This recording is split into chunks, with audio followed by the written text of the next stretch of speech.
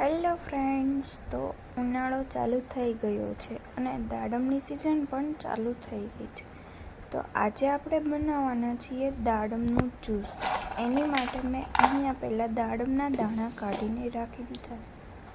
એમાં નાખશું મીઠું અને સ્વાદ પ્રમાણે ખાંડ.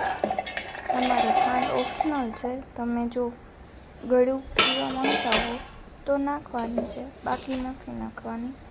અહીંયા મેં 1 ચમચી ખાંડ લીધી છે. તમે તમારા સ્વાદ પ્રમાણે લઈ શકો છો. અને થોડું અમથું મીઠું લીધું છે અને થોડોક ચાટ મસાલો લીધો છે. અને તેને આપણે મિક્સરમાં ગ્રાઇન્ડ કરી લઈશું પહેલાં.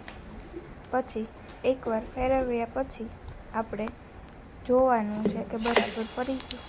આપણું જ્યુસ બરાબર તૈયાર થઈ ગયું છે, તો તેને ગાળી લઈશું. અને આવી મોટી જે ગળણી આવે ને તેમાં જ ગાળવાની છે, તો તેનાથી પરફેક્ટ ગળાઈ જશે અને જલ્દી પણ ગળાઈ જશે. અહીંયા મેં મારી એક જ માટે ગ્લાસ બનાવેલો હતો, પણ થોડોક વધારે બની ગયો એટલે 2 ગ્લાસ થઈ ગયા. તો તમને લોકોને દાડમ જ્યુસ કેવું લાગ્યું કોમેન્ટ કરીને